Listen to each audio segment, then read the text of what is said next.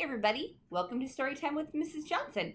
Today we are going to read chapter 2 in our chapter book from Junie B. Jones Has a Monster Under Her Bed by Barbara Park. Chapter 2, Just Say Right. After school pictures, we went back to room 9. I put my head down on the table. There's no such thing as monsters. There's no such thing as monsters. I whispered this to myself over and over again because my very own daddy told me that, and he wouldn't even lie to me, probably. Mrs.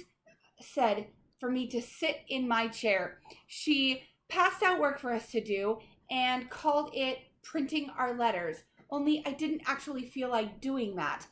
I tapped on my best friend named Lucille. Guess what, Lucille? There's no such thing as monsters. There's really not. And so a monster does not live under my bed, probably, right? Lucille, right? Right? Shh! I'm doing my letters, she said. Yes, Lucille, I know you're doing your letters. Only I just wanted to tell you about the monster because he's not even really there, right? Lucille did not say right. How come you're not saying right, Lucille? Just say right, okay? Just say monsters aren't real, and I won't ever bother you anymore. All of a sudden, Lucille did a mad breath. Now, look what you made me do, Junie B. You made me ruin my G. I told you not to bother me. She grabbed her paper and ran to Mrs. to fix it. I tapped my fingers on my desk. I turned around and I looked. I looked behind me. And I smiled at a boy named Crybaby William. Guess what, William? There is no such thing as monsters. And so monsters don't even live under my bed, probably. Right, William? Right? Right? William moved his seat away from me, and I followed him in my chair. I'm right, don't you think, William? A monster? Really? It really doesn't live under my bed, does he? Plus, also, he doesn't ever put my head into his mouth.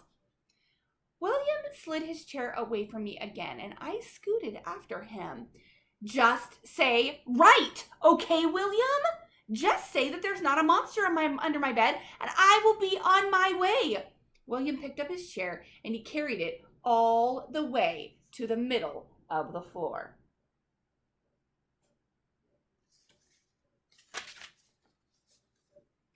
That's how come I had to carry my chair to the middle of the floor, too. I sat down right, and I smiled very sweet. Right, William? I'm right, aren't I said. Only too bad for me, because just then I felt hands on my shoulders, and I looked up, and it was Mrs., and I did a gulp. Hello, how are you today? I said kind of nervously. Mrs. zoomed my chair back to my table, and it was not fun. And quick, I picked up my pencil. And guess what? I'm going to do my work now, I said.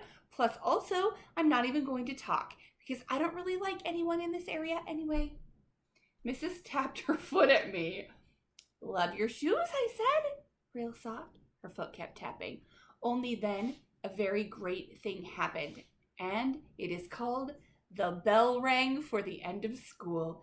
I hurried out the door, and then my brother, and then me and my other best friend, named Grace, run to the bus together. Grace, guess what? There is no such things as monsters. And so I don't even have one under my bed, probably. Right, Grace? Right? Grace didn't say right. And that's how come I grabbed her shoulders. And then I jiggled and jiggled her because I was fed up with these people. Why? How come you can't just say right, Grace? How come nobody will say right? Because I am getting to the end of my rope with this thing. That Grace took my hands off of her. I can't say right because monsters really might live under your bed, Junie B., she said. My eyes got big and wide at her. No, Grace, no. Do not say that. Do not say that a monster might live under my bed because that cannot be true. Or else I would have spotted that guy by now.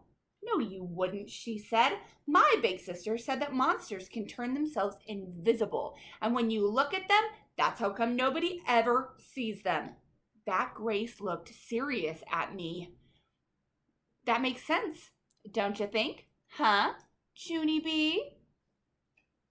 Then, just then, my throat got dry, and my stomach got the shakies, and I looked out the window, very upset, and I didn't say right. All right, everybody, that is the end of chapter 2. I will see you tomorrow for chapter 3, The Invisiblest Guy.